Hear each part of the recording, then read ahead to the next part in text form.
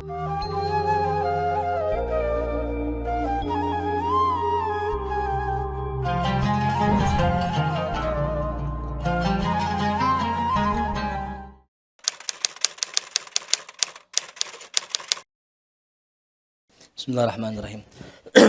Qala musannifu rahimahullahu ta'ala wa adama naf'ana barakatihi wa bikum fid dharaini amin. Qala faslan i'lam anna ma siwal haqqi hijabun anhu walaula dhulmatul kauni la dhahara nurul ghaibi walaula fitnatun nafsi lartafa'atil hujub walaula al-awaiqu lan kasyafatil haqaiq walaula al-ilal labarazatil qudrah walaula tama' la rasakhatil mahabbah walaula hadzun baqin la ahraqal arwahal istiyaqu walaula al bu'du la syuhadur rabbu fa idzan kashafal hijabu tajashshama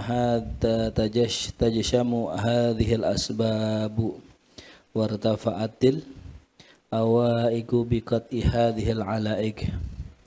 Bismillahirrahmanirrahim. Alhamdulillah wassalatu wassalamu ala sayyidina Rasulillah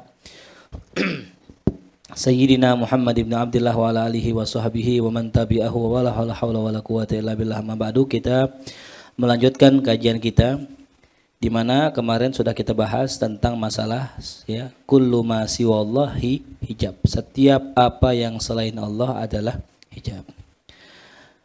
Kita masih ada sangkut pautnya dengan pembahasannya kemarin. Dikatakan Imam Ghazali faslun. I'lam, ketahuilah, annama siwal haqqi hijabun anhu. Ketahuilah bahwasanya apa saja selain Allah adalah hijab. Ya. Apa saja selain Allah adalah hijab. Ya. Kalau begitu pertanyaannya, terus bagaimana orang yang bergelut dengan kerjaan? Ya, bagaimana orang yang punya anak, punya istri? Apakah anak istri hijab sedangkan Rasul punya anak istri? Apakah kerjaan hijab sedangkan Rasul juga pernah kerja? Ya. Jadi kalau orang salah di sini nanti akan berakibat dia nggak ngapa-ngapain, karena dianggap semua yang dikerjakan adalah hijab. Ya, padahal sunnatullah nggak begitu. Ya. Jadi apa sih hijab itu? Ya, tulis. Hijab itu adalah ketika engkau memandang alam semesta yang kau lihat adalah makhluk, bukan khalik. Itu namanya hijab. Ya, ketika engkau memandang sesuatu yang kau pandang itu adalah makhluk, bukan khalik. Itu namanya hijab. Ya. Jadi istilah ente terhijab. Nah itu terhijab itu maksudnya itu. Ketika pandangan kita sebatas sampai makhluk. Ya. Ya, ini sering kita alami ya. Sering kita alami. Kita ini ya nggak bisa kita pungkiri masih banyak hijabnya.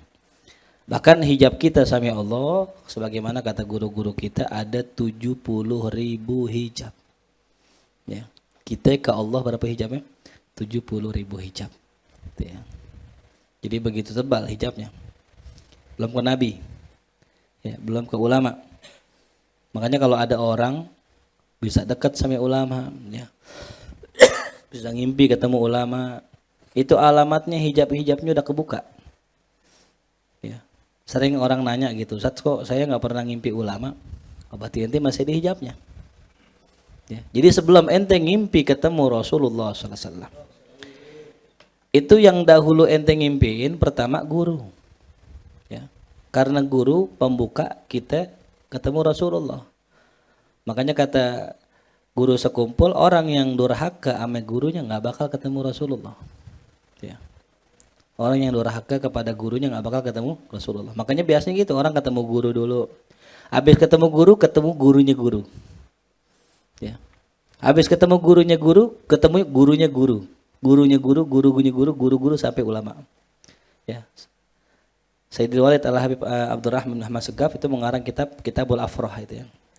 Itu kitab yang ditulis oleh muridnya ya, berdasarkan mungkin dikte kali ya, yang lebih paham Ustaz Andi no, ya. Karena beliau ngasih kitab ke aneh itu ya. Itu tentang perjumpaan beliau dengan Syekh Abdul Qadir Jilani, tentang perjumpaan beliau dengan Syekh Abdul Hasan Sazili, tentang perjumpaan beliau dengan Syekh Hasanuddin, ya, Syekh Syarif Hidayatullah. Pokoknya ulama-ulama yang qutbufi yang udah meninggal di zaman dulu, yang wali-wali di zaman itu ketemu beliau. Kenapa bisa ketemu beliau? Karena udah nggak ada hijab, gitu. Nah, jadi kita jangan harap bisa ngimpi Rasulullah kalau kita banyak hijab. Ya, tuh. Biasanya kalau orang ngimpi bagus biasanya masih muda-muda tuh ya, masih muda-mudaan, masih polos. Ya, banyak ngimpi orang soleh karena masih dikit dosanya. Makin tua, makin kenal dunia, makin banyak hijabnya. Tuh ya. Jelas paham? Ya, jadi hijab itu adalah ketika engkau melihat sesuatu tapi yang dilihat makhluk, itu dah hijab. Ya. Berarti lawannya apa? Kalau kita ngelihat sesuatu yang kita lihat Allah, maksudnya yang kita ingat adalah Allah, maka kita nggak terhijab. Gitu. Ya. Makanya para aulia, para sholihin ketika mereka ya melihat sesuatu, ya mereka lihat dua-duanya. Ya, mereka lihat dua-duanya. Mereka lihat makhluknya, mereka lihat Allahnya. Itu yang bagus begitu. Ya. Itu namanya makom bako namanya. Ya. Makom apa? Bako. Lawannya apa bako? Fana. Apa fana? Ketika yang dilihat Allahnya, enggak makhluknya. Itu fana namanya. Ya. Kalau orang lagi fana, enggak ada hijab. Cuman kurang bagus. Ketika orang lagi fana, kurang bagus. Ya. Dilihat sesuatu yang dilihat Allah. Ya. Tapi dia enggak lihat makhluknya. Jadi kalau ada orang bagi dia makanan, bagi dia duit, bagi dia apapun, yang dilihat bukan dianya tapi Allahnya. Enggak terima kasih sama dia. Kenapa? Yang ngasih Allah. Aneh ngapain terima kasih mente? Yang terima kasih kepada siapa? Allah. Sempurna gak? Enggak. Apa sempurnanya? Ya bako. Ya. Sebagaimana sabda Rasulullah, man lam yashkurin nas, lam yashkurillah. Orang yang tidak bersyukur kepada manusia, maka tidak bersyukur kepada Allah. Tuh. Berarti orang yang fana tadi, kondisi itu adalah di mana seorang hamba ngelihat makhluknya, tapi yang diingat langsung Allah. Tapi kalau bako, dua-duanya. Ya. Makanya dalam kitab disebutkan tentang orang kasyaf ya. Di antara orang kasyaf itu ada yang orang lihat ya. Yang orang lihat adalah itu kasyafnya. Ya. Jadi dia sangat terganggu kasyafnya sebagaimana Al-Imam Abu Hanifah ya. Beliau minta dicabut sama Allah agar yang dilihat adalah makhluknya gitu. Ya, jadi ada orang kasyaf, saking kasyafnya tadi yang dilihat bukan orangnya, gitu. Ya, itu sangat mengganggu. Ya, makanya para aulia, para sholihin mereka dikasih kasyaf bukan karena kepengenan mereka, itu mereka nggak pengen. Ya. Jadi bedanya gini, kalau kita kan pengen karomah, ya. Kalau wali itu nggak pengen. Maka syaratnya dapat karomah adalah kagak pengen karomah, baru dikasih. Nah, kenapa kita nggak dikasih? Karena bilangnya nggak pengen, dalam hati pengen itu ya. Biar tahu kalau kita punya karomah kan enakan dikit ya. Kalau ngontrol santri enak ya. Andi, tuh suara ada suaranya. Orangnya kagak, suaranya ada kan gitu ya. Pakai soal CCTV. Kayak Rahman kaget tuh. Rahman, wah kaget ya. Satparis wali apa nih? Suaranya doang kagak ada orangnya. Kaget nyari mana? Aneh kan lihat dari situ. Kita lihat aja ini. Oh iya, dia nggak tahu ya karomah itu ya. Karomah CCTV. Ya. Makanya kalau aneh jadi berangkat ke Mesir ya, jangan khawatir gitu. Semua pasang CCTV gitu. Sampai kamar mandi. Jangan ngapain jangan kelamaan. Dewi irit di WC. Ya. Jadi kita nggak usah jauh-jauh ngomongin hijab ya, nggak ribet. Hijab tuh begitu. Ketika ente ngelihat sesuatu yang ente lihat makhluk, itu udah hijab namanya. Ya. Walau la dzulmatul kauni la dhahara nurul ghaibi. Jikalau bukan karena kegelapan alam semesta, la dhahara nurul ghaibi, pasti nampaklah cahaya yang gaib. Ya. Jadi di alam semesta ini ada zahir, ada batin, ada alamul mulki, ada alam malakut, ada alam ghaib, ada alam syahadah. Tuh, pernah kita bahas dulu ya dalam kitab Kimia Usahadah ya. Ini tambahannya. Jadi alam itu ada alamul muluk. Apa alamul muluk? Ini alam kita. Ada lebih tinggi lagi, alam malakut. Alamnya malaikat. Ya. Di mana tempatnya? Nah, itu dia. Di mana tempatnya? Di sini-sini juga. Ya. Jadi orang berpindah dari alamul mulki ke alam malakut bukan terbang, terbang bukan. Ya. Di sini-sini juga. Ya. Cuman kita nggak punya koneksi ke sana. Ya. Itu hanya orang-orang tertentu yang dikasih akses sama Allah. Jangan jauh-jauh dah, kita mau ke gedung aja. Ya. Kita biasa dikasih apa? Kartu buat di-tap. Ya. Nanti masuk nih boleh nge-tap. Sampai lift masuk ke dalam nggak bisa. Harus karyawan, kartu lagi. Sama, wali gitu juga. Ini umpamakan wali ya. Jadi wali itu kayak kita masuk gedung gitu. Kita baru bisa masuk ke dalam, belum bisa masuk ke dalam adalah alam mulki, alam malakut, alam jabarut, alam lahut tuh ya. Kalau ente kan alam kusut ya. Alam kusut. Ini saya jabarkan begini sebagai ilmu aja ya. Nanti adapun kesononya ya, ingat kesononya sama mursyid. Tapi jangan jelas ya, kemarin saya bahas ya. Jangan sok-sokan nyari mursyid, kalau syariat aja kagak kelar gitu ya. Sok-sokan nyari mursyid. Ya. Kalau orang udah masuk toreko, itu nggak ada lagi belajar. Habib Soleh Tanggul itu kholwat tahunan itu, emang ngaji kagak. Kenapa? Di kholwat itu udah mengamalkan ilmu yang beliau tahu. Makanya toreko, apa sih toreko? Toreko adalah pengamalan ilmu syariat gitu. Jadi nggak bisa masuk toreko tanpa ilmu syariat. Harus itu syariat. Ya. Syariat belajar apa? Belajar. Makomnya belajar nih, belajar fikih, tasawuf, ya, akidah sambil mengamalkannya. Nah, nanti di torekot itu pengamalan syariat gitu dengan istiqomah. Kalau kita kan nggak istiqomah karena belum bertoreko. Kalau orang masuk toreko udah istiqomah. Nah tadi makanya dari alamul mulki ke alam malakut, nanti ke alam jabarut, nanti ke alam lahut, ya gitu. Jadi begitu ya. Ada istilah alamul ghaibi dan alamus syahadah. Itu di Quran ada. Ya. Alimul ghaibi wasyahadah. Tuh. Allah yang mengetahui alam gaib dan alam yang nyata, syahadah nyata. Ya gitu nih syahadah. Nah kalau bukan karena gelapnya alam semesta ini, pasti nampaklah cahaya yang gaib.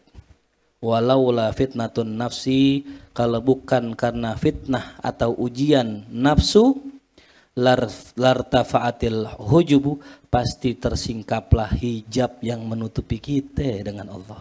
Tuh. Kalau orang lagi nafsu, nih, orang nafsunya ammarah bisu, itu jangan harap sholat bisa khusyuk. Jangan harap bisa nembus pandang ngelihat Allah. Jangan harap orang itu bisa ingat Allah. Kenapa? Nafsu. Sebagai satu contoh gini, ente janjian sama orang, pengen jalan misalnya, pengen maksiat sama perempuan. Terus masuk waktu sholat gitu. Ente takbir udah nggak khusyuk, udah nggak ingat Allah. Kenapa nggak ingat Allah? Karena tertutup dengan nafsu. Kalau nggak ada nafsu, pastilah terangkat apa? Hijab. Walau lala awaik lan kasyafatil hagaik. Kalau bukan karena rintangan-rintangan lan kasyafatil hagaik, pastilah tersingkap hakikat-hakikat. Ya. Kalau bukan karena awaik ya, rintangan tuh banyak modelnya ya. Di antaranya nanti rintangan nafsu, rintangan syaitan, dunia dan sebagainya itu. Makanya dalam hadis, kalau seandainya manusia nggak punya nafsu, nggak punya hawa, akan terlihat kerajaan langitnya Allah. Akan terlihat kerajaan langitnya Allah. Kalau nggak punya apa? Nafsu. Sementara kita makhluk yang penuh dengan nafsu, maka terhijab kita. Ya. Walau lal ilal la barazatil qudrah. Kalau bukan karena penyakit, ya pasti nampaklah jelas kekuasaan Allah. Walau la tama'u la rasakhatil mahabbah, kalau bukan karena rakus, pasti akan dalamlah cinta seseorang kepada Allah. Ya, toma' ame dunia. Cinta, toma' ya. Toma' itu adalah rakus. Makanya tips biar kalau kita mau cinta sama Allah, gimana caranya? Jauhin dunia. Gitu. Tinggalin dunia. Jangan cintai, karena hubbullah wa hubbud dunya ini bertentangan. Man yuhibbud dunya la yuhibbullah. Siapa orang yang cinta sama dunia, pasti dia nggak cinta sama Allah. Dan orang yang cinta sama Allah pasti nggak cinta dunia. Nggak bisa bareng-bareng gitu. Ya. Nggak bisa bareng-bareng. Ingat ya. Terus bagaimana saat? Kan saya punya anak. Apa saya tinggal anak saya? Biar fokus aja sama Allah. Terus gimana saat saya kan punya kerjaan? Apa saya tinggal kerjaan saya? Nah, ini penting nih dibahas. Cinta sama Allah dan cinta sama dunia itu bertentangan. Kecuali dunianya itu ada di belakang Allah. Ya. Dunianya ada di belakang Allah. Berarti cinta dunia karena Allah. Gitu. Ya. Cinta dunia karena Allah. Makanya kata Sayyidina Ali kalau nggak salah, ya, kalau orang bilang nggak cinta dunia, saya cinta dunia. Masya Allah Sayyidina Ali. Kalau orang bilang nggak cinta dunia, saya cinta dunia. Kenapa? Anak saya dunia, saya cinta anak saya. Anaknya dunia bukan? Ya, istrinya dunia, saya cinta istri saya. Gitu ya. Jadi boleh-boleh aja cinta dunia asal apa? Asal dunia itu sejalan. Nama itu dinamakan dengan al-hubbu fillah. Apa? Al-hubbu fillah. Kalau mulai tahunya uhibbuki fillah. Ya salam. Hibbuki fillah. Jadi boleh nggak? Boleh. Mencintai dunia boleh asal karena Allah. Itu yang disebut kagak bertentangan gitu. Tapi kalau ini dunia bertentangan, dia semakin ente cinta ini semakin jauh. Contoh. Ente punya bini. Bini ente nggak ngasih ente ngaji. Bini ente nggak ngasih ente khidmah ame guru. Intinya nyuruh jauh-jauh dari pengajian lah gitu. Ini yang bertentangan. Dalam kitab Hidayatul Adqiya, bini yang begitu ceraiin aja. Ya. Kenapa? Kagak sejalan nih. Ente terus jalanin begini, kalau nggak dapat hidayah nih, ente nggak bakal dekat sama Allah, pasti menjauh gitu. Tapi ada bini yang kalau kita cintai, malah kita semakin dekat sama Allah. Ada nggak? Ada. Itu yang dikatakan Nabi, ad-dunya mata'. Dunia itu kenikmatan. Wa khairu mata'iha. Dan sebaik-baik kenikmatan dunia apa? Al-mar'atus solehah. Tuh, apa Al-Mul? Ya tuh. Iya. Jadi bukan al-mar'atus solehah. Iya. Saya sebutin apa nih? Iya kan? Benar gak kata Nabi?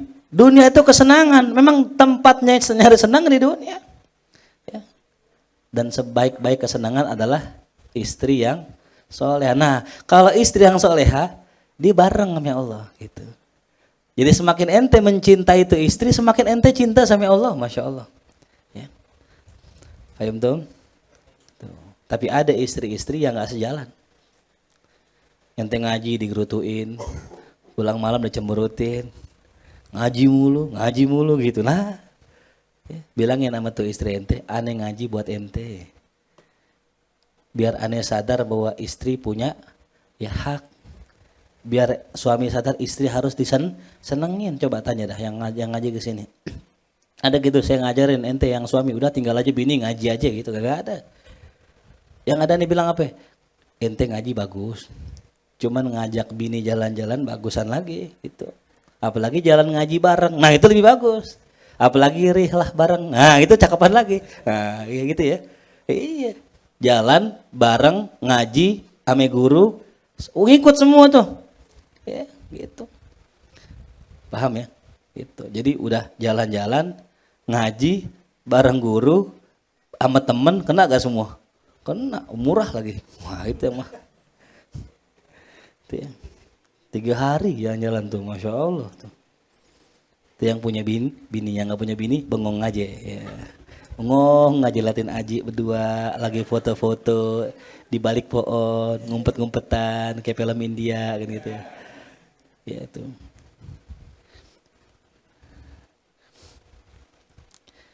Jadi kalau seandainya tidak karena cinta dunia, pasti mahabbah akan meresap ke dalam hati. Walaulah hadzun bakin, kalau bukan karena ada bagian yang tersisa di hati kita, bagian dunia yang kita harapkan yang ada di hati kita, la ahraqal arwahal istiyaku, pasti rasa rindu akan membakar roh-roh kita. Tuh. Cuman sayangnya yang di pikiran kita dunia dan dunia. Sehingga nggak pernah merasakan rindu sama Allah. Karena pikiran kita sibuk ame dunia gitu. Ya itu wajar. Ya. Wah, wajar gitu. Tapi kan nggak sewajarnya kalau masa sih seminggu aja kagak ada rindu sama Allah gitu. Ya. Masa sih sebulan aja kagak ada rasa rindu sama Allah. Masa sih sebulannya nggak pernah nangis karena Allah gitu. Ya. Tapi nangis nggak perlu dimasukin kontennya gitu ya. Kalau orang sekarang nangis jadi konten. Biar ratingnya naik katanya gitu ya. Ada hal yang memang kita mesti kerjakan sendiri, yaitu tadi kita mau najat minta sendiri sama Allah. Ya. Walau lal bu'du, kalau bukan karena jauhnya kita dengan Allah, la syuhadar Rabb, pasti Tuhan kita akan kita lihat. Ya, cuman karena jauh. Tapi yang unik gini, Allah jauh enggak? Kata Allah, fa idza sa'alaka ibadi anni fa inni qarib. Apabila Tuhanku bertanya kepadaku, katakanlah aku dekat. Ya. Ujibu da'watad da'i idza da'ani. Nah, tapi kata di sini kata Imam Ghazali, kalau bukan karena jauh, berarti hamba bisa jauh dari Allah. Nah, cuman jangan maknakan jauh dekatnya Allah dengan kita itu nisbahnya kepada jarak. Nggak bisa ya. Allah itu tulis nggak bisa dinisbatkan dengan waktu, nggak bisa dinisbatkan dengan jarak. Gitu. Jadi nggak ada jarak, nggak ada waktu bagi Allah. Kalau dibilang Allah dekat, nggak pakai jarak dekatnya. Allah jauh, nggak pakai jarak. Ya. Kalau orang menisbatkan jarak dengan waktu kepada Allah, ya kafir dia. Tuh. Sesat menyesatkan. Tuh. Maka faidan kasyafal hijabu tajasyama hadhil asbab. Maka apabila tersingkap ini hijab tajasyama hadhil asbab, maka tertahanlah sebab-sebab ini, wartafa'atil awaik, dan terangkatlah rintangan-rintangan, bikot ihadihil alaik, dengan memotong semua ya hal-hal yang berkaitan tadi itu. Jadi kalau hijab terangkat tuh, terbuka, maka yang nampak adalah Allah tuh ya. Ya. Jelas ya. Jadi yang kita cari sekarang ini kesadaran maknanya ya. Al-yaqzoh. Ada dua, tulis ada ghaflah, ada yaqzoh. Ghaflah lalai, yaqzoh sadar itu. Di antara fungsi kita belajar ilmu ini adalah bagaimana kita bisa membuat diri kita senantiasa mode on dalam keadaan yaqzoh, dalam keadaan sadar. Ini yang kadang-kadang kita sering hilangnya ya. Gitu. Bagaimana sih biar kita selalu on, biar selalu connect sama Allah tadi. Ya. Hal-hal yang menghalangi kita putus. Kalau ada seseorang yang bikin kita jauh dari Allah, kita putus. Kalau ada benda-benda yang bikin kita sibuk dari Allah, kita putus gitu. Ya. Makanya segalanya harus ada koneksi dengan Allah. Ya. Dikatakan dalam sebuah syair, badalaka sirrun tola anka iktimamuhu. Telah nampak bagimu kini rahasia yang selama ini engkau tersembunyi darinya tuh ya. Ya kan kita ngaji begini baru kali ini ya. Selama ini kita ngaji fikih, ya tauhid, tafsir mungkin. Kalau bahas begini, nah makanya kata Imam Ghazali, badalaka sirran, telah muncul bagimu rahasia. Tuh. Tola anka iktimamuhu, yang mana telah lama darimu tersembunyinya. Wala hasobahun kunta anta dhalamahu, dan muncullah sekarang sobah, waktu pagi yang cerah, di mana engkau sebelumnya mengalami kegelapan. Ya. Imam Ghazali lagi gambarin bagaimana kita sebelum kita belajar ilmu ini, kita ini gelap. Ya. Makanya nisbatnya kalau orang soleh itu nisbatnya cahaya. Ya. Kenapa? Kalau orang sudah menjadi cahaya, maka bisa menerangi orang lain. Allahumma ja'al fi qalbi nura wa fi basari nura wa fi sam'i nura an yamini nura an yasari fauqi tahti amami khalfi waj'al li nura. Tuh, ya, masih ingat doanya? Itu Nabi ajarkan itu. Memang kita belajar bagaimana biar kita bisa bercahaya. Ya. Di mana kata Imam Ghazali, wala hasobahun, telah muncul pagi hari. Tuh. Mana pagi? Fajar. Ya, fajar sodik. Cerah. Ya, tuh. Makanya umpamanya kalau anak-anak Al-Badar dulu saya bilang minad dzulumati ilan nur ya, dari kegelapan menuju cahaya Al-Badar. Wah, apa arti Al-Badar? Bulan purnama, terang tuh ya. Minaz zulumat ilan nur. Fa anta hijabul qalbi an sirri ghaibihi. Nah, ini cakep kata Imam Ghazali. Maka engkaulah yang sebenarnya menjadi hijab bagi hatimu terhadap rahasia keghaibannya. Ya. Jadi sebenarnya kita punya koneksi ke hati kita. Kita punya koneksi ke ruh kita. Kita punya koneksi ke nafs kita, ke jiwa kita, ke bagian batin dalam diri kita. Ya, kalau kita kan biasanya kan koneksinya ame bagian zahir ya. Tangan sakit, berasa nggak? Berasa. Tapi hati sakit berasa nggak? Enggak. Kita nggak tahu nih kita orang lagi punya penyakit hati. Makanya kata Imam Ghazali, bedanya penyakit dohir dengan penyakit batin. Kalau penyakit dohir yang ngerasain yang dirinya. Ya, tapi kalau penyakit batin yang ngerasain orang lain. Tuh, kita nggak tahu nih. Karena kita nggak punya koneksi. Kalau kata Buya Hamka, kita nggak punya kaca. Ya, punya kaca di rumah, taruh. Bukan kaca buat ngaca muka, bukan ya. Kalau ngaca muka gampang. Ya. Tapi ini kaca untuk ngaca hati kita. Ya. Kaca untuk ngaca apa? Hati. Tuh. Nah, siapa yang punya koneksi dengan diri kita? Siapa? Kita cuman kita menutup itu. Fa anta hijabul qalbi an sirri ghaibihi. Maka engkau sendiri yang nutup itu. Ya. Contoh ya. Ada orang lagi kasmaran deket sama perempuan, lagi ngaji. Kita bilang jangan dah, kalau emang ente belum punya duit buat nikah nggak usah. Gitu. Nggak usah. Saya insya Allah kuat. Nah, mulai tuh nutup namanya. Ya, yang semula dikasih tahu sama guru, dikasih tahu ente kalau begini ntar begini, nutup. Ya, yang nutup siapa? Dirinya. Itu. Jelas paham? Walau laka, jika bukan karena engkau, lam yutba alaika khitamuhu, maka tidak akan ditutup atasnya penutupnya. Jadi gara-gara kita sendiri. Ya. Kita yang nutup, kita yang buka. Makanya kalau orang nyuruh orang sholat, nyuruh orang ngaji, capek nggak? Capek, nyuruh soalnya. Ya, kita kan pengen nih kalau kita punya anak, kita pengen punya murid yang udah kesadaran. Dari mana mulanya kesadaran? Dari diri Siapa yang bukain hijab? Diri sendiri. Percuma ane nyuruh ente sholat, percuma ane nyuruh ente ngaji, kalau ente masih menghijab diri ente sendiri. Percuma. Capek kita. Makanya yang guru bangkitkan itu adalah nih kesadaran. Namanya yakzoh, ya, sadar. Itu yang susah. Banyak orang beragama tapi nggak semua sadar beragama. Ya, kita ini beragama, KTP-nya Islam, cuman belum sadar kita ini orang Islam. Belum sadar kita punya titipan dari Allah. Yang kata Nabi dalam hadis qudsi, aku taruh ma'rifatku ke langit bumi, nggak nyanggupin. Ketika aku taruh ke hati seorang hamba yang mukmin, muat ma'rifatullah. Itu yang ada di dalam diri kita.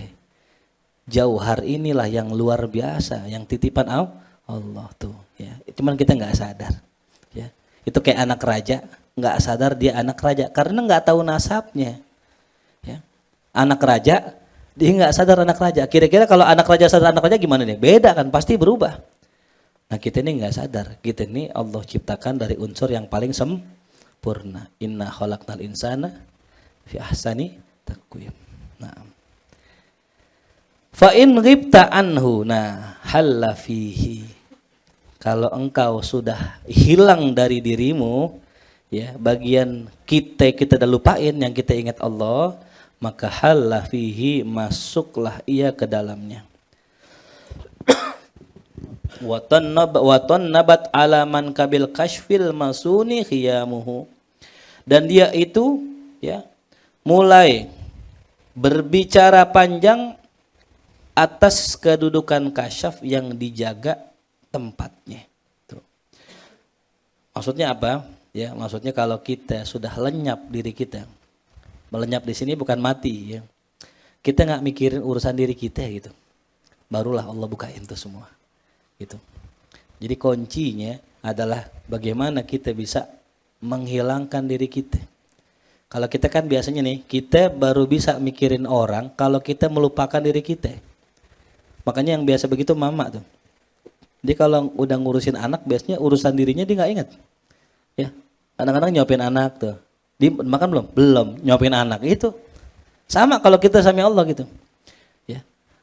Jadi ketika kita sudah tidak lagi memikirkan diri kita, udah nggak lagi memikirkan masalah-masalah kita, barulah kita punya koneksi ke Allah. Ja'a hadisun la yumallu sama'uhu, telah datang satu pembicaraan yang tidak akan bosan didengarkannya. Syahiyun ilaina, yang sangat enak kepada kami, nathruhu wa nidhamuhu, itu kalimat-kalimat prosanya dan nazamnya. Ya ini kalau kita jelasin lebih dalam, udah takutnya kedalaman tenggelam nanti ya, gitu. Yang cetek-cetek aja dulu gitu. Kalau kita nyebur ke air nih, istilah nyemplungin kaki dulu dah gitu ya. Tuh. Nanti yang dalamannya lagi sama satu lain nanti ya, nanti diajak ngempang nanti. Ya. Tapi kalau kita ngomong begini ya, tetap kembali lagi ya, pijakan kita ilmu syariat. Jadi jangan lepas ya dengan ilmu syariat. Kenapa nih? Ada kunci gini. Dalam kitab Risalah Mu'awanah ada kisah yang pernah saya kisahkan. Ada orang pengen belajar kimia dengan Syekh Abdul Hasan Sazili. Ya, pengen menguasai ilmu kimia. Apa kata Syekh Sazili? Dawamkan sholat sunnah wudhu dan sholatnya. Sholat sunnah wudhu dan wudhunya. Itu. Jadi habis batal wudhu, hadas, wudhu, sholat. Dikerjakan selama setahun. Dikerjakan setahun. Setelah setahun, pas nimba air, tiba-tiba air yang tadi semula air berubah jadi emas. Ya. Dan ilmu kimia itu kan ilmu merubah dari satu kandungan ke kandungan lain. Ya, ilmu kimia. Nah dia nggak belajar, cuma ngerjain sholat. Ketika angkat tuh timbaan, airnya berubah jadi emas. Berarti dia menguasai ilmu. Ya. Kaget datang ngelapor ke Syekh. Ya Syekh, saya tadi ngangkat air. Saya pas lihat air jadi emas. Kata gurunya, ente sudah menguasai ilmu kimia. Iya kan? Tuh. Jadi kalau ilmu kimia itu merubah kandungan ini jadi ini, itu kan kimia gitu kan itu. Nah, coba lihat. Apa yang dipelajari? Nama ruh gitu. Apa yang dipelajari? Enggak dalam-dalam. Ya. Enggak macam-macam. Cuman istiqomah dengan sunnah. Istiqomah dengan, makanya kembali lagi, ya, ini itu hanya sekedar teori, ya. Biar kita bisa mengukur nih. Kalau ilmu nggak ada teorinya, nggak ada ukurannya. Ya. Kalau tasawuf hanya sekedar amal, ya orang sekedar amal nggak ada ilmunya, nggak ada barometernya. Nah inilah teoritis nilai tasawuf. Tapi tetap tasawuf itu yang kemarin saya bilang praktisnya. Itu ketika kita keluar, kita lihat semua orang ahsan minni, lebih bagus dari saya, itu tasawuf namanya. Ketika kita ngeliat orang, kita cium tangannya tanpa memandang dia siapa, yang penting dia hamba Allah lebih mulia dari saya, itu tasawuf. Jadi tasawuf itu terbagi dua. Tasawuf akhlaki dengan falsafinya gitu. Nah ini falsafinya. Ya. Tapi nanti di ujung nanti ada akhlakinya tuh. Ya kalau istilah belajar nahu tuh, belajar nahu tatbiki, ya amin nahu alfiah beda gak? Beda. Apalagi belajar nanti ada filosofi nahu itu. Wa qala ba'duhum idza aradallahu bi 'abdin su'an, kalau Allah menghendaki kepada hambanya keburukan, sadda alaihi babal amal, nauzubillah. Kata sebagian ulama, kalau Allah menghendaki seorang hamba akan keburukan, maka Allah tutup baginya pintu amal. Allah. Ya. Dia dikasih ilmu sama Allah tapi enggak dikasih amal. Dia dikasih wawasan yang luas tapi nggak dikasih sama Allah kemampuan untuk mengerjakan yang dia tahu. Tuh. Ya. Kalau kita mudah mengerjakan sholat, alhamdulillah Allah berarti lagi pengen baik sama kita. Tapi kalau kita berat banget mengerjakan sholat gitu, atau nggak mungkin mengerjakan yang sunnah berat gitu, puasa berat, ibadah berat, zikir berat, nah itu berarti Allah lagi nggak menghendaki baik sama kita. Istighfar kita sama Allah. Tuh. Ya. Apabila Allah menghendaki kepada hambanya keburukan, Allah tutup baginya pintu amal, Allah bukain pintu malas. Ya. Pintu malas. ngaji malas, ibadah malas, sholat malas. Itu alamat kita lagi jauh dari Allah. Ya. Ja'a rajul ilal Mu'az. Berkata seorang laki-laki kepada Mu'az bin Jabal radhiyallahu anhu. Faqala, ia mengatakan, akhbirni an rajulaini. Ahaduhuma yajtahidu fil ibadah, katsirul amali, qaliludz dzunubi illa annahu dhaiful yaqin, ya'tawiruhu asyak. Ada seorang laki-laki datang kepada Mu'az bin Jabal radhiyallahu anhu, dia berkata, "Ya Mu'az, akhbirni, kabarkan padaku an rajulaini, tentang dua orang yang mana salah satunya itu yajtahidu fil ibadah, dia itu semangat ibadah, banyak amalnya, dikit dosanya, illa annahu dhaiful yakin, akan tetapi dia lemah keyakinannya. Amalnya banyak, ibadahnya banyak, tapi lemah yakinnya ya Allah. Ya, takut-takutan. Ya tawiruhu syak, dia ketimpa penyakit syak, ragu. Apa kata Sayyidina Mu'az? La yahbatanna syakkuhu a'malahu. Pasti nanti keraguannya akan menggugurkan, merontokkan semua amalnya. Ya. Orang kalau beramal banyak ragu. Contoh ya. Ada orang gitu datang, "Guru, saya lagi susah. Gimana kira-kira ya biar saya selesai masalah saya?" Udah banyak baca sholawat, sholat hajat, istighfar yang banyak. Karena yakin. Yang dengan hadis Rasulullah, man lazimal istighfar, siapa yang lazimkan istighfar, Allah jadikan setiap masalahnya jalan keluar. Wa razaqahu min haitsula. Kalau kita yang yakin dengan hadis Nabi, dengan kalam Nabi, terus istiqomah, nggak berkurang istighfar kita selama hajat kita belum kabul, terus baca. Tapi kalau orang yang dhaiful yakin, mungkin amalnya banyak, tapi karena ada keraguan, lama-lama habis. Gua ngapain istighfar? Atau nggak kabul juga tuh. Gara-gara apa tuh? Dhaiful yakin. Ngaji gitu juga, kita ngaji banyak, cuman ada keraguan di sini, entar habis pengajian kita. Ngaji sono, ngaji sini, kata Ustadz, guru suruh ngaji sono, gua ngaji. Lama-lama karena ada dhaiful yakin, ada kelemahan, ada keraguan. Akhirnya apa? Gua kayaknya nggak bisa juga, habis. Ya, saya katakan dulu ada ulama namanya Ibnu Hajar, ya. Dinamakan Ibnu Hajar Wakilah, dia mengatakan karena dia itu suatu hari belajar kagak bisa-bisa. Ya, nggak bisa-bisa, bebel. Ya. Ini bebel dia, bukan bodoh, bebel. Diajarin kagak ngerti. Akhirnya dia pergi ke sebuah goa, dia khalwat di sana, dia duduk di goa itu, ada batu yang ketetesan air. Selama dia berbulan-bulan di situ, dilihat tuh lama-lama air itu membolongi batu yang keras. Allah kasih futuh, biar kali otak kita keras kayak batu. Kalau terus ketimpa ilmu lama-lama bolong, lama-lama masuk juga, begitu. Langsung Allah bukain futuhnya tuh. Pulang belajar lagi, jadi ulama besar, masya Allah tuh. Jadi nggak ada yang kagak bisa bagi Allah. Tuh. Itulah yakin. Ya. Himmatur rijal tahdimul jibal.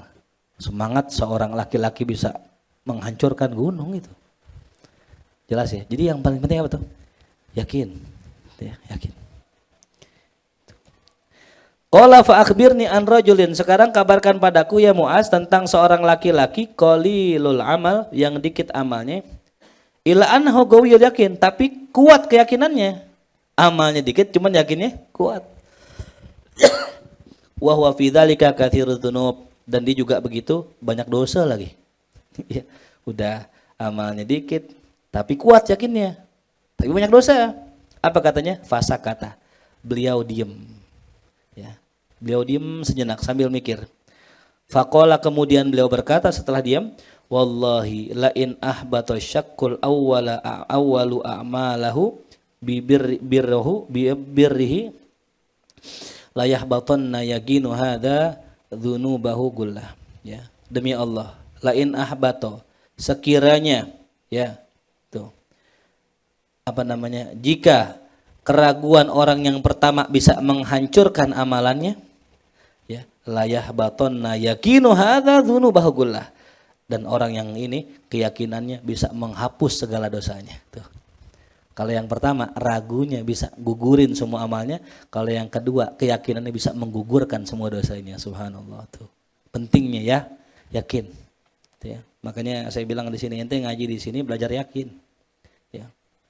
Yakin itu bukannya mikirin sebab ya, kebanyakan kita gitu kan ya. Ustadz mah enak gitu. Ya kalau orang bilang, contoh gini contoh. Kemarin saya ceramah.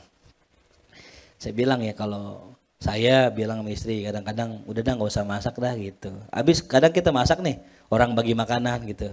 Kemarin dibagi makanan. Dibagi makanan kadang-kadang bukan atuh, ada 2 gitu. Udah ngapain kita masak gitu.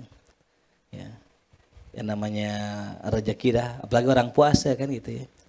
Paling enggak kalau kita nggak makan ke masjid dah, ada juga rezeki gak? Ada ya. Yakin dah orang puasa rezekinya ada aja gitu. Jamaahnya letuk gitu. Saya cobain saat saya bilang sama bini saya, udah nggak usah masak, sampai pagi saya nggak makan gitu.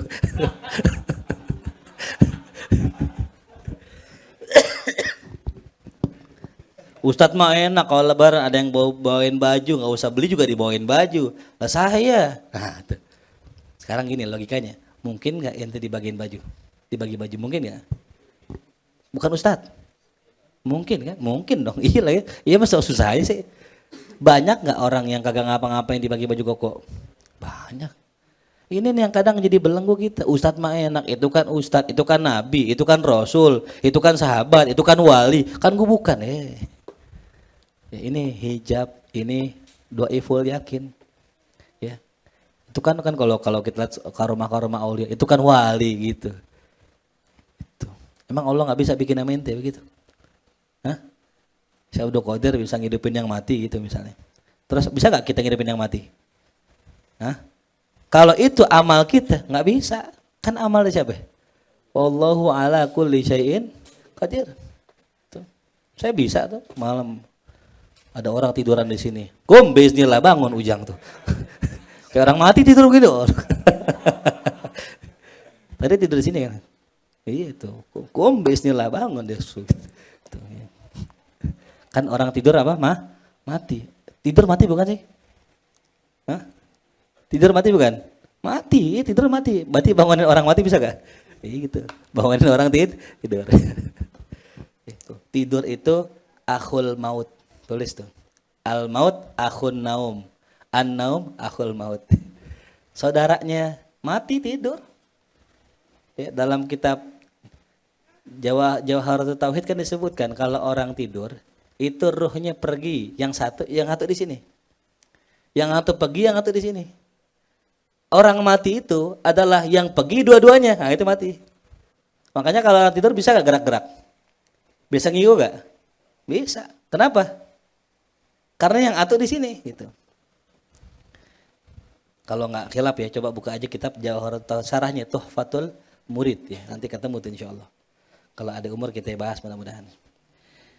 Jadi begitu pentingnya yakin sampai-sampai dia bisa menggugurkan semua dosanya. Qala kata perawi fa akhadhahu Muaz biyadihi. Muaz pegang tangan tuh orang. Gitu ya. Apa katanya? Wa qala ma ra'aitul ladzi huwa afqah min haza. Aku enggak pernah melihat orang yang lebih pintar dari orang ini tuh, Masya Allah. Ya. Luar biasa tuh.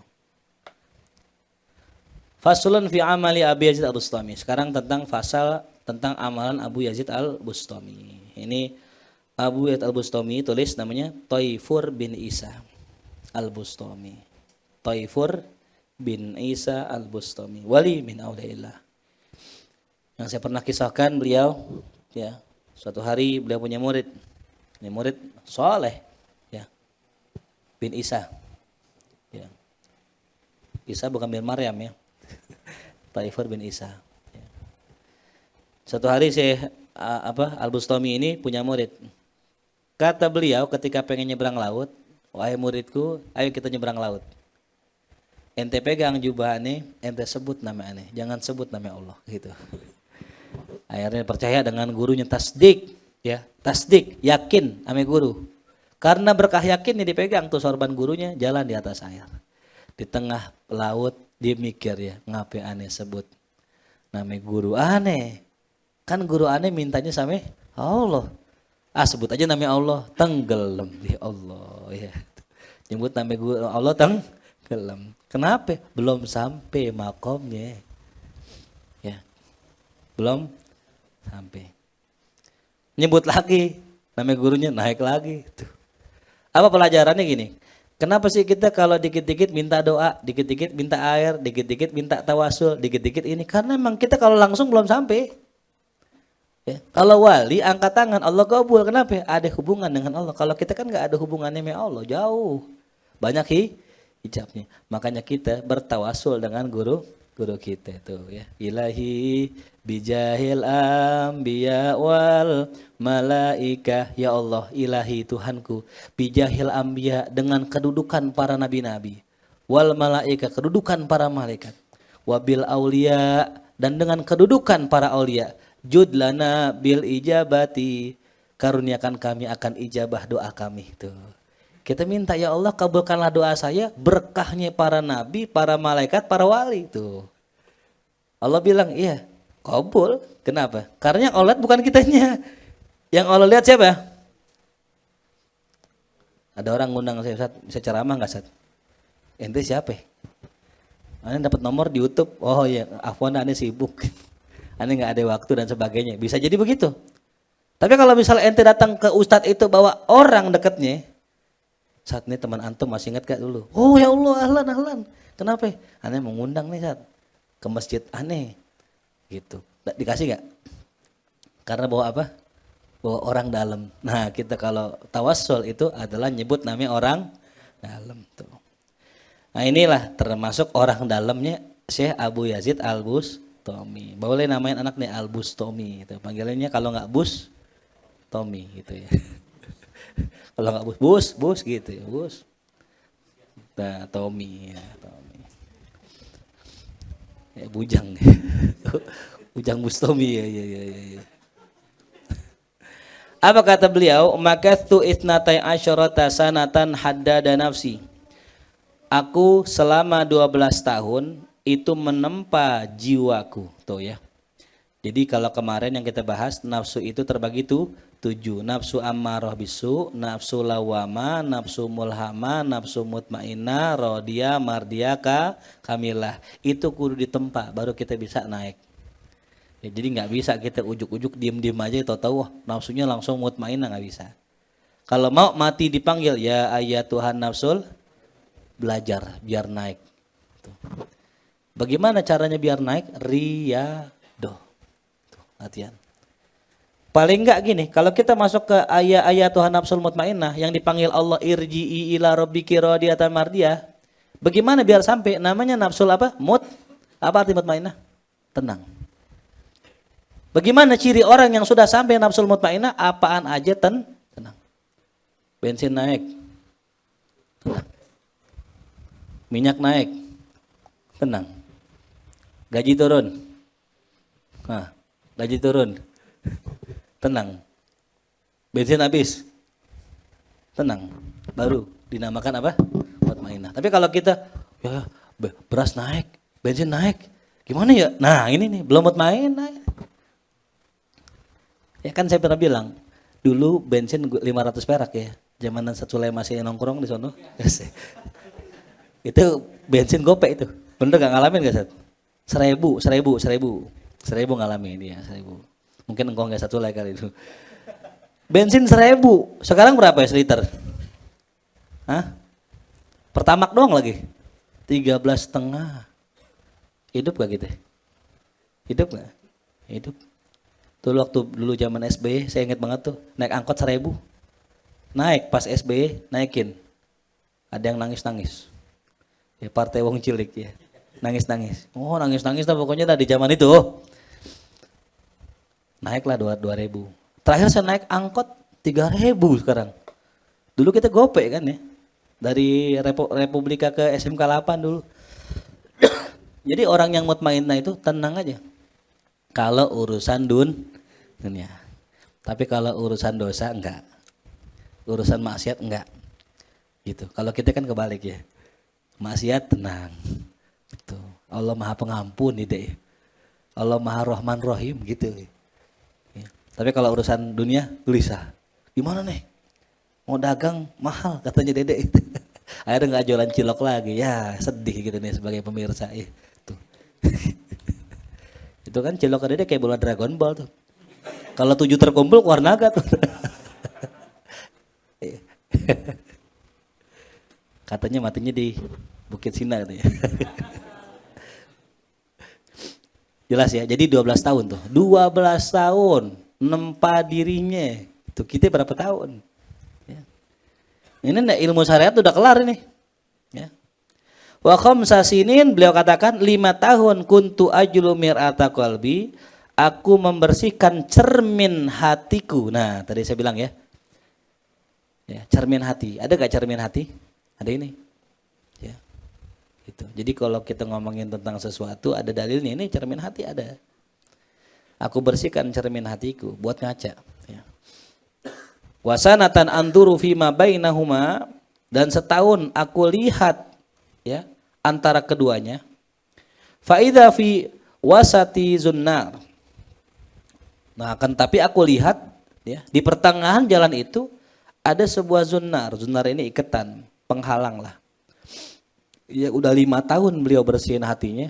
Pas dicek nih selama setahun, wah ternyata masih ada, masih kotor. Fa'amiltu fi qat'ihi khamsa sinin, aku bersihin lagi, ya, aku kerjakan lagi untuk memutusnya selama 5 tahun. Ya. 5 tahun buat bersihin hati, setahun buat ngecek, ternyata masih ada belenggunya, masih ada ikatan dunianya, dibersihin lagi 5 tahun. Allah, 5 tahun loh. Ya. Lama bentar. Lama itu, kalau buat ukuran kita lama, 5 tahun. Kita nyantri aja kadang-kadang, wah udah berapa tahun nyantri ya, nggak berasa, lama. Anzuru kaifa aqta'uhu, aku lihat bagaimana aku bisa memutusnya. Fakushifali, ketika udah berapa tadi tuh? Sudah 12 tahun. Fakushifali, barulah Allah berikan kasyaf tuh ya. Kasyaf setelah berapa tahun? 12 tahun. Kita baru ngaji sebulan langsung pengen kasyaf. Bisa kasyfus syaitoni tuh, yang kita lihat aib orang lain tuh. Kalau kasyaf yang benar, kafsyun nafs, bisa menyingkap diri kita. Fakushifali, maka aku diberikan kasyaf oleh Allah. Faro'aitul khalqa mauta, aku lihat semua orang mati semua. Fakabbartu alaihim arba'a takbirat, aku takbirin 4 kali takbir. Takbirnya orang sholat jenazah. Apa maksudnya? Dilihat orang pada mati semua. Tuh, berarti yang dilihat bukan zohirnya. Dikatakan di sini makna hadal kalam, wallahu alam, kata Imam Ghazali, annahu amila fi mujahadatin nafsi. Beliau itu beramal dalam mujahadah dirinya. Mujahadah nafsunya, melawan nafsunya. Wa izalati adghaliha, dan juga menghilangkan segala kekeruhannya, wa khabtiha, kejelekannya, wa ma khusyat bihi, dan apa yang dideritanya, minal ujbi wal kibri wal hirsi wal hikdi wal hasadi wa ma syabahu dzalik, daripada ujub, bangga, kibir, sombong, hiris, rakus, hikat, dendam, dan juga hasadnya. Ini penyakit-penyakit kita nih. Apa tuh ujub, bangga? Ya, nanti kita insya Allah kita belajar sama-sama ya, saya juga belajar juga. Kita ini bisa nggak tahu diri kita nih hasad apa ujub apa enggak sih? Diri kita nih ujub apa enggak gitu. Kalau kita ditanya gitu biasanya kita nggak ngaku. Enggak, gue nggak pernah banggain, enggak. Gue nggak pernah banggain, tapi anak gue kemarin ranking 1. Gue nggak pernah banggain anak, enggak. Alhamdulillah tadi habis baca Quran 1 juz. Itu juga namanya apa? Bangga ya. Jelas Bang? Kita kena penyakit tapi kita nggak sadar. Sombong pun sama ya. Ini bukan sombong nih, bukan. Rumahannya Footnor 5, Hammer 4, bentuk brosur cuma. Itu sombong namanya, walaupun dibilang bukan sombong. Sama, rakus begitu juga gitu. Gue mah orangnya nggak rakus. Buka bersama lontong 4 diambil dia. Temennya nggak dibagi kan gitu ya. Ini penyakit kita semua dah ya. Ya, jadi penyakit kita nih. Tuh. Ngaku nggak ngaku ada sama diri kita, walaupun besar kecilnya kita nggak tahu. Allahumma khalisna, semoga Allah bersihin kita dari penyakit ini ya. Wa masyabahu, dan juga apa penyakit yang serupa dengannya, mimma huwa min ma'lufatin nafs, yang mana itu biasa ada sama orang ya. Penyakit-penyakit ini umum orang ada, ujub, kibir, hiris, hikat, dan sebagainya ya. Fa'amida ila izalati dzalik, maka beliau menyengaja untuk membersihkan itu semua. Ya. Bi an adkhala nafsahu, dengan sekira ia masukkan dirinya kiratakhwif, pada tungku yang menakutkan. Summa tarakoha, kemudian dia pukul bima tarikil amri wan nahi, dengan pukulan amar dan nahi, perintah dan larangan, hatta ajhadahu, sampai ia meletihkannya tuh, sampai capek ya. Jadi beliau ini mujahadah 5 tahun loh ya. Kira kalau kita contoh kita mujahadah nih, kita ini ikhlas apa enggak? Ciri orang ikhlas, dipuji enggak terbang, dicela enggak tumbang, dia akan istiqomah. Kita ngetesnya di taklim misalnya, ngajar di musola, di masjid. Ketika kita ngajar di masjid, ada pujian, terbang nggak kita dengan pujian? Biasanya kalau orang dipuji, terus makin semangat ngajinya, di khidmah, di dakwahnya. Tapi ketika ada celaan, ya lagi nggak besok kira-kira? Gua baik begini aja, dikata juga, udah aku nggak lagi dah, kapok aku jadi ketua gitu kan ya. Itu alamat apa itu? Alamat nggak ikhlas. Ya. Jadi kalau ente dipuji orang, ente malah makin semangat dakwahnya, semangat mimpinnya, semangat ngurus masjidnya. Ketika ente dicela malah mundur jadi ketua atau mundur dari ente dakwahnya, alamat ente nggak ikhlas. Itu kan gampang ukurnya. Kita tahu. Pokoknya gue mau ngurus, mau dicela orang, mau dipuji orang, sampai gue diberhentiin, dicopotin, digembok mobil rumah gue gitu, baru tuh berhenti dah. Ya. Jelas paham ya? Kayak kita ngajar, ente ngajar, dicela orang, biar. Selama belum diberhentiin, nggak usah berhenti. Kecuali pengurus, mohon maaf Ustadz, antum udah nggak bisa ngajar di mari lagi, udah besok nggak usah ngajar lagi, besok tetap ngajar kan kacau juga. Ya. Udah dibilangin berhenti masih ngajar juga. Ini namanya teka namanya ya. Kita ngajar di Mustakfirin 5 tahun, kurang lebih 5 tahun. Dari mulai malam Sabtu diberhentiin, udah nggak usah ngaji lagi, berisik. Kemudian pengajian malam Kamis yang pindah ke malam Minggu, sampai dibikin pengajian baru yang malamnya sama, udah aneh baru bisa lepas. Kenapa? Karena tadi jangan sampai kita terindikasi penyakit tadi, ya, kurang ikhlas. Nah, jadi ngukurnya itu lama, 5 tahun. Penyakit hasad, ada nggak ciri-ciri hasad? Ciri hasad nih, ya, dengki, biasanya paling banyak menimpa para ustadz, ya, para ustadz, para guru. Itu ketika ada orang yang ngajar juga, kelihatan tuh, ya, nggak seneng, tuh, ya, nggak akur gitu. Kan logikanya gini, kalau kita ngajak orang ke jalan Allah, kalau ada yang bantuin enak gak? Seneng gak? Enak gak? Ringan gak? Harusnya kan begitu ya. Kok ketika ada yang bantuin kita malah gak seneng gitu? Jelas paham? Makanya kalau ada ustadz yang menyimpang, yang kita tegur kesalahannya bukan pribadinya gitu. Ya, karena kita gak mau teman kita bukan bantuin malah nyusah. Itu. Kita udah benerin nih akidahnya. Ahlus sunnah wal jamaah, ada orang malah ngacak-ngacak ajaran kita tuh, mak kita bilangin gitu ya. Jelas paham ya? Tuh, 5 tahun tuh beliau mujahadah. Fadhanna annaha qad tasafat, dan beliau mengira itu hatinya dah bersih. Summa nadhara fi mir'ati ikhlasi qalbi, kemudian beliau memandang kepada cermin hatinya yang ikhlas tadi. Dia pandang ke cerminnya. Fa'idha baqaya minasyirkil khafi, maka tiba-tiba dia dapatkan ada sedikit syirik khafi. Allah, syirik yang tersembunyi. Apa itu? Riya, ya Allah. Ini kisah ada dalam kitab, disebutkan suatu hari ada seorang ulama sholat nggak pernah di sop belakang, nggak pernah dia ngelihat pundak orang, nggak pernah. Fi kulli hayati, di sepanjang hidupnya dia sholat paling depan.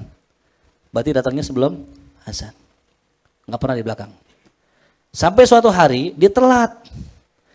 Dia sholat di belakang. Ketika sholat dia merasa malu. Ya Allah, gue ngapa begini ya? Apa kata orang ya? Astagfirullah. Berarti selama ini saya sholat paling depan bukan karena Allah. Dikodok semua sholatnya. Allah. Dikodok semua sholatnya. Kenapa?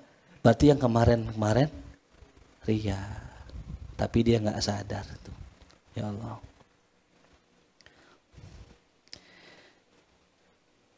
Jadi ketika dia itu ngelihat ada syirik khafi, ada riya, dan juga an-nadhar ilal amal. Nah dia yang kemarin ya, memandang amal. Ya. Dan juga mulahadhatis sawab, mandang pahala. Tuh. Ibadah karena pahala. Wal iqab, ibadah karena takut hukuman. Wat tasyayyuf ila karamat wal mawahib, pengen karamah dan mawahib hadiah dari Allah. Beliau tobat lagi. Tuh ya. Insyaallah. Makanya serem nih ya, kita kadang-kadang kan pengen jadi wali bukan karena kedudukan yang tinggi, bukan. Karena dampaknya. Enak kalau jadi wali, datang orang minta air, sembuh, orang puji, orang hormatin, orang tundukin, semua pokoknya dilayanin gitu. Itu fasilitas yang Allah kasih buat orang yang dekat dengan Allah. Gitu. Nah, mungkin di hati kita ada sekelumit daripada itu, makanya Allah nggak angkat kita jadi wali. Masih kotor berarti. Wa hadza syirkun fil ikhlas inda ahlil ikhtisas. Inilah syiriknya orang ikhlas bagi orang-orang khususnya Allah. Ya, makanya kata ulama tulis hasanatul abror sayyiatul muqarrabin. Hasanatul abror sayyiatul muqarrabin. Apa maknanya? Kebaikan dari orang-orang yang baik, ya, kebaikan orang yang baik merupakan keburukan orang-orang yang dekat dengan Allah. Ya. Hasanatul abrar, sayyiatul muqarrabin. Ya. Apa yang dianggap baik oleh kita, oleh orang awam, itu bisa jadi di pandangan orang-orang khusus, orang-orang atau seorang wali itu adalah kesalahan. Ya. Gitu. Makanya saya malu juga gitu. Kalau seandainya ya, nauzubillah min zalik ya, misalnya kita merasa wali ya malu. Ya. Wali ngasih proposal gitu ya. Wali masa ngasih proposal ya, makanya jangan bilang aneh wali ya, Anda masih ngasih proposal ya. Kalau orang udah jadi wali itu nggak ngasih proposal yang nyamperin dia gitu. Ustadz mau berapa gitu, kayak guru kita, masya Allah. Pak Kiai mau perlu apa? Oh ini, aneh mau bangun makam bah aneh, berapa? 1,5 miliar. Oh ya, kurang nggak Pak Kiai gitu? Ya, kurang nggak tuh baru? Ya, kurang nggak tuh? Ya, paham ya? Gitu. Kalau kita kan kurang duluan gitu, kurang aja kurang. Ya, insyaallah ya. Wa huwa zannar alladhi asyara ilaihi. Nah, itulah yang diistilahkan dengan beliau adalah zunnar. Yang mana tadi dikatakan fa'amila fi qatihi, maka beliau berusaha untuk memutus tali tersebut, ikatan tersebut. Ya, zunnar ini sebenarnya bahasa Arab, senar. Zunnar, senar. Itu apa? Zunnar, senar gitu. Jadi senar itu bahasa apa? Bahasa Arab gitu. Bahasa Arab. Zunar gitu ya. Yakni qad anafsahu wa fatamaha anil alaik wal awaik. Beliau itu memutuskan nafsunya dan fatomaha disapi kayak anak bayi disapi dia daripada alaik, ya, sesuatu yang mengaitkan dia dengan dunia, wal awaik dan rintangannya, wa arada anil khalaik, berpaling dari makhluk, hatta amata min nafsi, sampai beliau mematikan dirinya sendiri. Ya, ada ungkapan Imam Rumi kalau nggak salah, mutu qabla anta mutu, matilah sebelum Allah matiin. Ya, maksudnya matiin apa? Nafsu. Maka nahayan, ya, apa saja maka apa yang masih hidup, wa ahya min qalbihi, dan dihidupkan hatinya. Maka namayitan, apa yang mati. Tuh. Dimatiin apa yang hidup, dihidupkan apa yang mati. Tuh, bahasanya tinggi nih ya. Tuh. Dimatiin apa yang hidup, nafsunya, ya. Di switch off gitu. Dihidupkan apa yang mati. Hatta sabata qadamuhu, sampai tetaplah kakinya fi syuhudil qadam, ya, dalam menyaksikan Allah. Wa anzala ma siwahu manzilatal adam, dan dia melihat selain dirinya sebagai orang yang udah mati. Ya. Makanya kenapa habis dia selama 12 tahun dia takbir 4 kali. Kenapa? Dilihat semuanya enggak ada. Yang dilihat cuma siapa? Allah. Tuh. Fa inna dzalika kabbaru 'alal khalqi arba'a takbirat, maka ketika itu takbir 4 kali kepada makhluk. Wan sarafa ilal haq, dia hanya fokus kepada Allah. Tuh. Wa makna qaulihi kabartu 'alal khalqi arba'a takbirat, maknanya perkataan beliau aku takbir kepada makhluk 4 kali takbir, li annal mayit yukabbar alaihi arba'a takbirat, karena mayit juga ditakbirkan 4 kali.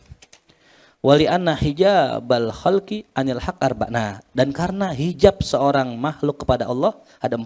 Nah, tulis yang pertama hijabnya an-nafs, jiwanya, dirinya sendiri. Yang kedua hawa, keinginannya.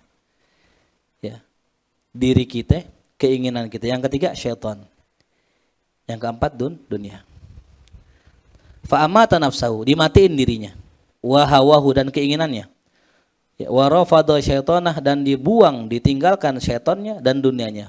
Falidzalika kabbara ala kulli wahidatin, maka oleh karena itu dia takbir, setiap takbirnya itu mimman faniya anhu, dari apa yang telah hilang dari dirinya, takbiratan dengan sekali takbir, li annahu huwal akbar wa ma siwahu adal, karena itu yang paling besar, selainnya itu hina, wa asghar, kecil. Tuh, wallahu alam bissawab. Tuh ya, insyaallah. Jadi itulah perjalanan spiritualnya Syekh Abu Yazid Al-Bustami itu ya. Jadi intinya tadi pelajarannya enggak simpel orang untuk bersihin hati, prosesnya panjang tuh. Maka jangan merasa, ingat ya, kebanyakan kita ini nyampe kagak ngerasa iya gitu, bersih kagak ngerasa bersih iya, bener kagak ngerasa bener iya gitu. Jadilah jangan sampai kita banyak merasa, udah gitu. Yang kalau perlu merasa hina, merasa rendah, merasa bodoh, itu yang wajib gitu ya. Mudah-mudahan Allah bersihkan hati semua kita semua, Allah bimbing kita di jalan Allah Subhanahu wa taala, dan Allah kumpulkan kita bersama para aulianya, dan mudah-mudahan kita semua diberikan ilmu yang manfaat, ilmu yang yuqarribuna ilallah, dan juga mudah-mudahan kita semua bisa berjumpa dengan Nabi kita Muhammad SAW. Allah berikan taufik hidayah, mati usul khatimah ala hadhihi al-Fatihah. A'udzubillahi minasyaitonirrajim. Bismillahirrahmanirrahim. Alhamdulillahirabbil alamin arrahmanirrahim maliki yaumiddin. Iyyaka na'budu wa iyyaka nasta'in. Shiratal mustaqim. الله بحق الفاتحة سر الفاتحة كرمة الفاتحة افتح لنا أبواب الخير واختم لنا بالخير اللهم اجعلنا وذرياتنا من العلماء العاملين المخلصين ولا تجعلنا وذرياتنا من المنافقين الضالين ولا مضلين اللهم بارك لنا في أرنا وذرياتنا ولا تضرهم ووفقنا وإياهم بطاعتك وارزقنا برهم ربنا آتنا في الدنيا حسنة وفي الآخرة حسنة وقنا عذاب النار صلى الله على سيدنا محمد وآله وصحبه وسلم الحمد لله رب العالمين إلهي بجاه الأنبياء والملائكة وبالأولياء جود لنا إلهي توسلنا بقرآنك الكريم تنوّر بصيرتي وسمعي ومقلتي وتلهمني رشدي وترزق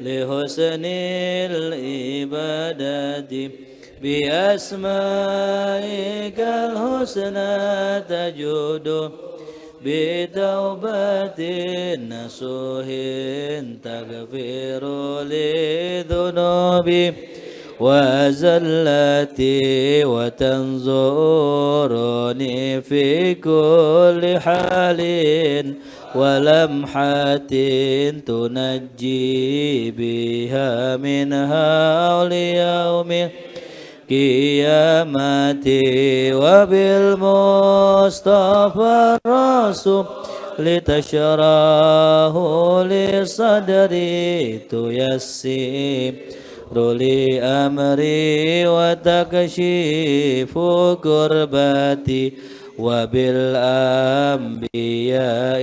والملائكة الكرام تحقق بالتقوى وإدراك غايتي بهم وبالأولياء